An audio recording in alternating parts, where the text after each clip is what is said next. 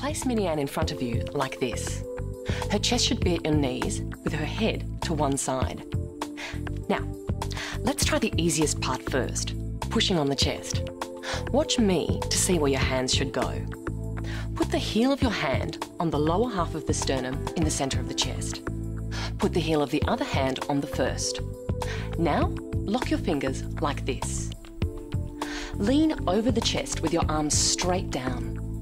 And now, with your arms straight, push down and then let the chest rise back up all the way, like this.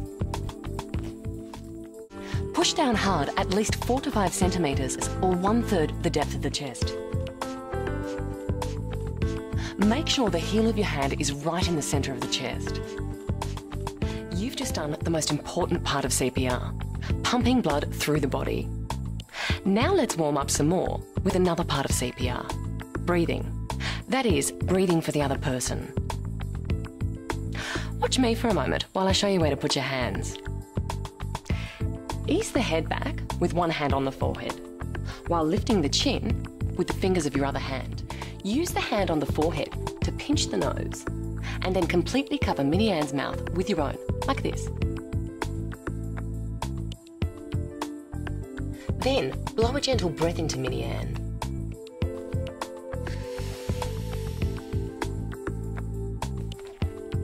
Breathe the air in long enough to make the chest rise. It's very important for the chest to rise with each breath.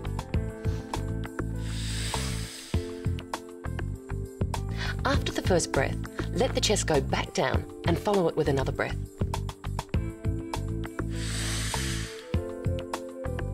Great. Let's do one last pair of breaths. And remember to keep the head tilted and pinch the nose as you breathe into the mouth. Remember to keep your hand away from her neck. Again, let the chest go back down and follow it with another breath.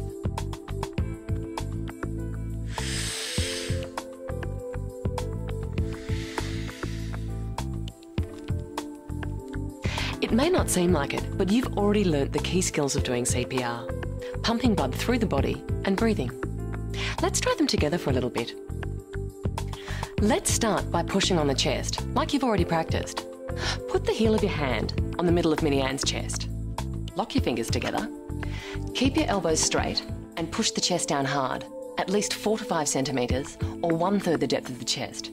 Do this about 30 times. 1, 2, 3. Are you allowing the chest to fully rise back up between compressions? 20, 21, 22, 23, 24, 25, 26, 27, 28, 29, 30. Now, let's give 2 breaths, just as you've already practiced. Put one hand on the forehead, tilt the head back and lift the chin, keeping your hand away from her neck.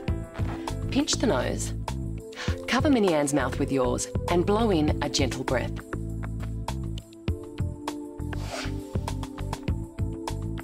Blow the air in long enough to make the chest rise. Once the chest goes back down, do it again. Did you see Minnie Anne's chest rise? Now let's push on the chest again about 30 times. 1, 2, 3, 4, 5, 6, 7, 8. Allow the chest to rise back up completely between compressions. Remember to push hard. 28, 29, 30. Now let's move back into position for 2 more breaths.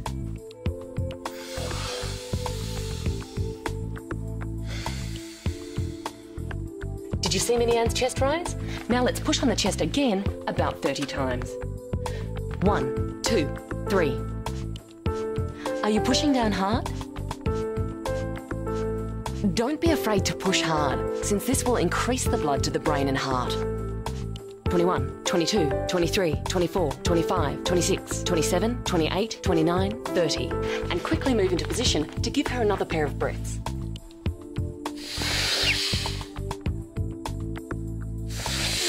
Now you're getting the feel for how to do the push and breathe sequence of CPR. But I want to show you a couple of steps that lead up to doing that. Like figuring out if the person really needs you to push on their chest and breathe for them in the first place. Watch me for a moment. Let's say we've just arrived at a scene where someone's collapsed. The first thing you should do is make sure the area is safe for both the person and yourself.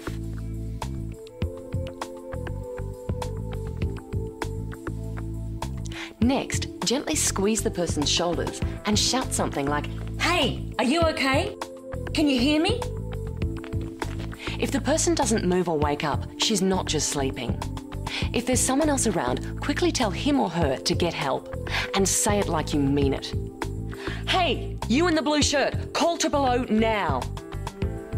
Next, you need to ensure that the airway is clear. Look into the mouth and see if there is any foreign material. If there is, you need to roll the person onto their side, supporting the head and neck.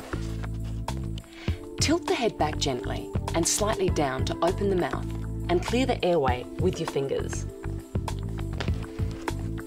If there's no foreign material in the mouth, do not roll the person onto their side. Next, check for normal breathing. Follow along and do it with me.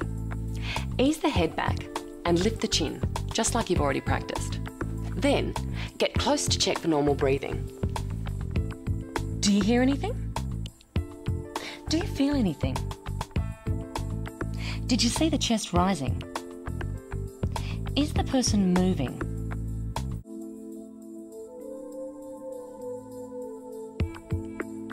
You've already learned the core skills of CPR for an adult that you can't wake up and is not breathing.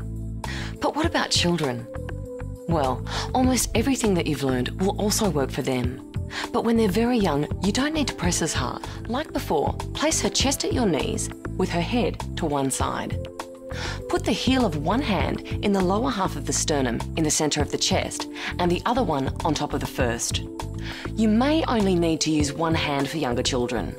You only need to use 2 fingers for an infant under the age of 1. Lean over the chest with your arm straight down. Okay, push the chest to about 1/3 the depth of the chest. But while you're using a mini Anne, just push until you hear the click. Now let's try the push and breathe sequence together. It's exactly the same as for adults. Tilt the head and lift the chin. Pinch the nose and give 2 gentle breaths to make the chest rise.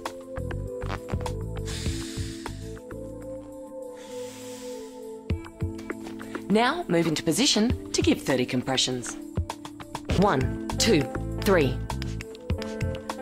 Allow the chest to rise back up completely between compressions. 14, 15, 16. Push the chest 1/3 of its depth. 24, 25, 26, 27, 28, 29, 30. Now move quickly into position for 2 breaths.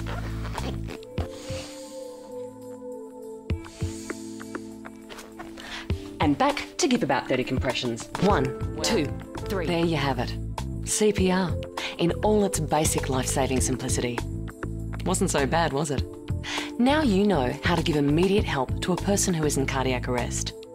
Let's hope you never have to use CPR. But if a situation pops up when help is needed, jump right in immediately. Even if you can't do the breathing part, go ahead and push on the chest like you've practiced it here. That's better than doing nothing at all. But please, don't stand around thinking someone else can do it better, or that you're going to mess it up. Besides, when you call 000, they can usually coach you through CPR. Remember, a person who has stopped breathing cannot get better without immediate help. And now you know how to provide that help.